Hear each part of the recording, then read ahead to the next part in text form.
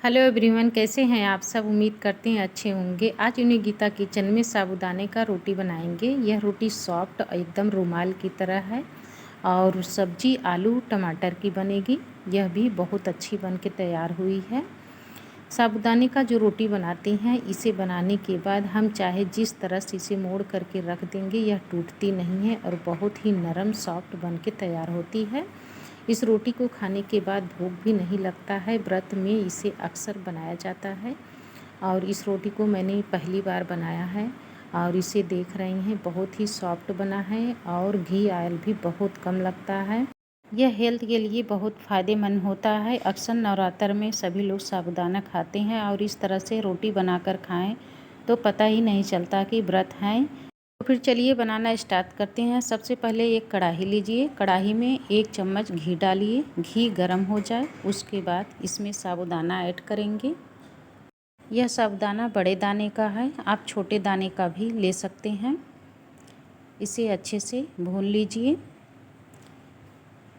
यह जब अच्छे से सिक जाता है उसके बाद इसका आकार दोगुना हो जाता है। साबूदाना कच्चा नहीं रहना चाहिए। इसे तब तक भूनें जब तक यह अच्छे से फूल न जाए। साबूदाना को भूनते हुए 5 मिनट हो गया है।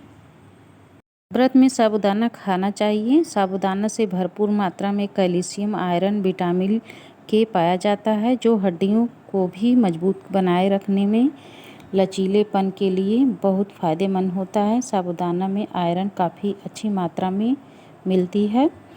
एनीमिया के शिकार जो लोग रहते हैं, साबूदाना खाने से वो भी ठीक हो जाते हैं। साबूदाना कार्बोहाइड्रेट, कैलोरी का एक अच्छा स्रोत माना जाता है। इसको भूनते हुए 7 मिनट हो गया है। यह अच्छे से सेक चुका है और गैस मैंने बंद कर दिया।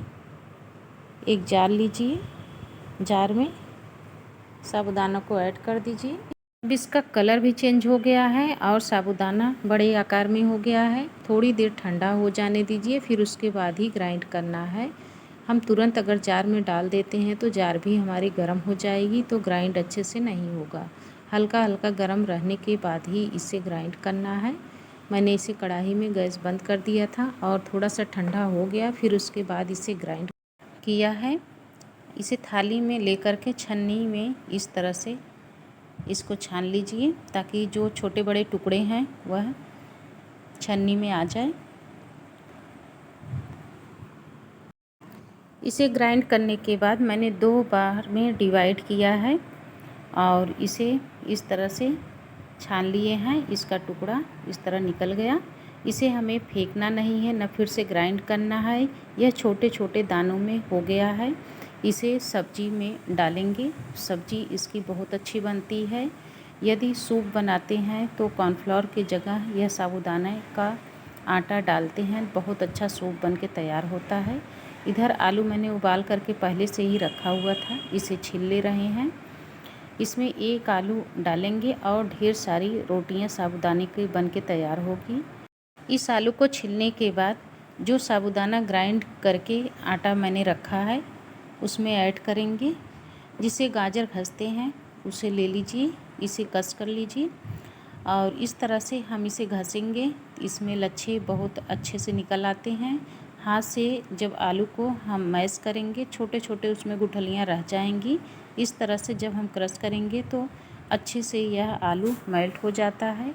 इसमें हल्का सा नमक डालना है, रोटी में पता भी न चले और स्वाद भी अच्छा आए। इस तरह से रोटी में डालना है। अब इसके बाद 1 चम्मच घी ऐड कर दीजिए। फिर इसके बाद इसे अच्छे से मैश कर लीजिए। इसे जब मैश कर लेते हैं फिर उसके बाद ही इसमें पानी ऐड करना है ताकि आलू और साबूदाना एक में मिक्स हो जाए। थोड़ा थोड़ा पानी डाल करके हम आटा का डोर लगाएंगे। आटा को इस तरह से गूँथना है ताकि यह नरम रहे, क्योंकि जब इसे रख देते हैं साबूदाना पानी सोख लेता है और पानी सूखने के बाद यह आटा ड्राई हो जाएगा, रोटी हमारी अच्छी बनेगी नहीं। इसलिए हल्का सा गीला ही आटा गूँथें और जैसे जैसे मैश करते जाते हैं, जो आलू इसमें डाला गया है उसमें एक लचीलापन आ जाता है और यह बहुत ही सॉफ्ट बन के तैयार होता है। यदि आटा हम जैसे रोटी का बनाते हैं उस तरह से इसे गूँथना नहीं है, इसका दुगना दम लगाना पड़ता है इसे, नहीं तो इस तरह से क्रैक पड़ जाते हैं, रोटी हमारी फटी फटी रहेगी, अच्छा नहीं बनेगा। आटा यदि नहीं गूँथ पा रहे हैं तो आटा को ले करके एक जार लीजिए और जार में डाल करके इसे ग्राइंड कर लेंगे तो बहुत अच्छा से स्मूथ सॉफ्ट आटा बन के तैयार हो जाएगा। यह आटा बनाने में टाइम भी नहीं लगता और जल्दी से यह ग्राइंड हो जाता है। आलू जब मिक्स करते हैं जार में, आलू बहुत ही लचीलापन आ जाता है, जिससे यह रोटी बहुत बढ़िया सॉफ्ट और नरम पतला बन के तैयार होता है। मैंने 2 भागों में डिवाइड कर दिया है। आटा को मैंने एक बार ग्राइंड किया है और आधा अभी मैंने रखा हुआ है, इसको बताने के लिए कि इसे हम इस तरह से ग्राइंड करेंगे तो 1 मिनट में आटा तैयार करके रोटी बना सकते हैं। हल्का सा घी हाथ में लगा लीजिए ताकि यह चिपके न, वैसे चिपकता नहीं है क्योंकि आटे में मैंने 1 चम्मच घी डाला हुआ था।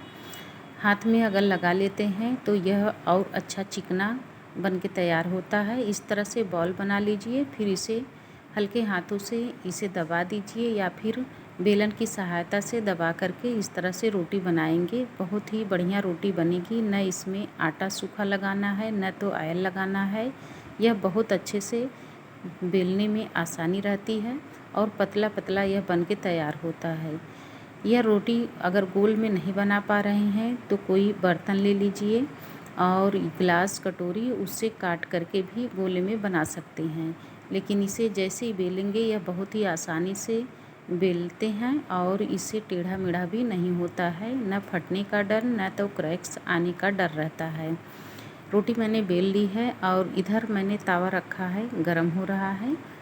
तावा पर इस रोटी को डालेंगे। पहले इसका थिक देख लीजिए, बहुत ही यह नरम है और इसको कहीं भी क्रैक नहीं पड़ा हुआ है, एकदम पतली रोटी बन के तैयार हुई है। इसी तरह से हमें रोटी चाहिए। यह ऑप्शनल है, इसकी बड़ी रोटी बनाएं या छोटी रोटी बनाएं, यह बहुत ही आसानी से बन जाता है और सीखने में भी टाइम नहीं लगता। मुश्किल से 1 मिनट में रोटी बन के तैयार हो जाती है। इसको थिक दे रहे हैं, बहुत पतली रोटी बनी है और मैंने बहुत न बड़ी बनाई है न बहुत छोटी, मीडियम साइज़ की रोटियां बनाई हैं। थोड़ी देर के बाद इसको पलट देंगे। पलटने के बाद दोनों तरफ ऊपर नीचे घी लगा दीजिए। यह बहुत ही आसानी से सिक जाती है और इसे जब दोनों तरफ घी लगा देते हैं तो 2 बार इसे उलटना पलटना रहता है। यह रोटी बनके तैयार हो जाती है। बहुत ही सॉफ्ट और नरम रोटी बनती है। इस रोटी को बनाने के बाद कोई पता ही नहीं कर पाता कि यह साबूदाना और रोटी है आलू की। आलू की कोई रोटी बनाता है लेकिन यह साबूदाना में मिक्स करके बनता है, बहुत ही सॉफ्ट और नरम बन के तैयार होता है। इस साबूदाना से मैंने ढेर सारी रोटियां बना ली है जो कि पूरी फैमिली खा सकते हैं। आप अगर व्रत में हैं तो सबको लिए इस तरह से सब्जी रोटी बना करके दे दीजिए और पूरे नवरात्र भर इंजॉय कीजिए। बिल्कुल भूख नहीं लगती, एनर्जी बहुत अच्छी रहती है। अब इधर आ गए नेक्स्ट की तरफ। मैं इसमें डाल रही हूँ 1 चम्मच घी डाला है, आधा चम्मच जीरा और आधा चम्मच कूटी हुई काली मिर्च है। तीखा अपने रिकॉर्डिंग के अनुसार कम या ज़्यादा कर सकते हैं। जो मैंने आधा चम्मच कुटी हुई काली मिर्च डाला है उसके जगह 1 चम्मच डाल सकते हैं। कुछ लोग मिर्चा खाते हैं, अगर खाते हो तो हरा मिर्च भी इसमें ऐड कर सकते हैं। अब इसके बाद मैंने 2 टमाटर ऐड किया है, इसको काट करके इसमें डाल दिए। सबसे पहले तो सब्ज़ी में आलू भूजा जाता है, लेकिन इस सब्ज़ी में पहले टमाटर भूजा जा रहा है ताकि टमाटर अच्छे से पक जाए। इसे 5 मिनट भूजने के बाद जब इसे भून लेते हैं और यह हल्का हल्का पक भी गया है, इसमें डाल दीजिए स्वादानुसार नमक और जो साबूदाना ग्राइंड करके रखा हुआ था उसे भी इसी में ऐड कर दीजिए। इसे भून लीजिए, फिर उसके बाद आलू काट करके रखे हुए हैं उसे ऐड कर दीजिए। सबसे लास्ट में आलू इस सब्ज़ी में डाला जाता है क्योंकि आलू उबाला हुआ है तो उसे पकने में ज़्यादा टाइम नहीं लगता। यदि पहले डाल देंगे तो सारी आलू मिक्स हो जाएगी, इसलिए इसे लास्ट में डाला जाता है। इसे इस तरह से मिक्स करेंगे। मिक्स करने के बाद 2 मिनट के बाद इसमें पानी डालेंगे। पानी इतना ही डालें ताकि आलू से ऊपर थोड़ा सा रहे और पकने के बाद यह लटपटा हो जाए। जब यह पक जाता है तो आलू के बराबर पानी हो जाता है, तभी सब्ज़ी इसकी रस्सेदार अच्छी लगती है। इस तरह से रख दीजिए और इसे 10 मिनट तक गैस पर कम आंच करके रख दीजिए। कम आंच के करके जब हम रखते हैं तो इस पर ढक्कन लगा दीजिए ताकि यह अपनी मन से 10 मिनट में पक जाए। 10 मिनट में जब यह पक जाता है तब सब्ज़ी इसकी तैयार हो जाती है। इसके पकाने में बहुत समय नहीं लगता। सब्ज़ी उबल रही है और ढक्कन लगा दिए। 10 मिनट के बाद ही 10 मिनट हो गया है, सब्ज़ी भी हमारी तैयार हो गई है और इधर साबूदाने का रोटी भी ढेर सारी बन गई है। अब इसे प्लेट में लेकर के सर्व कीजिए। इस रोटी को देखिए कितनी सॉफ्ट और नरम बन के तैयार हुई है। सब्जी रोटी यह खाने के बाद भूख नहीं लगती है और काफ़ी एनर्जी रहता है। यह सब्जी रोटी आपको कैसी लगी कमेंट करके ज़रूर बताइएगा। आई होप यह वीडियो आपको अच्छी लगी होगी। लाइक और सब्सक्राइब कीजिए, ज़्यादा से ज़्यादा शेयर कीजिए ताकि हम ऐसी रेसिपी आपको भेज सकें। नेक्स्ट वीडियो में 30 सितंबर को डालेंगे। तब तक के लिए धन्यवाद।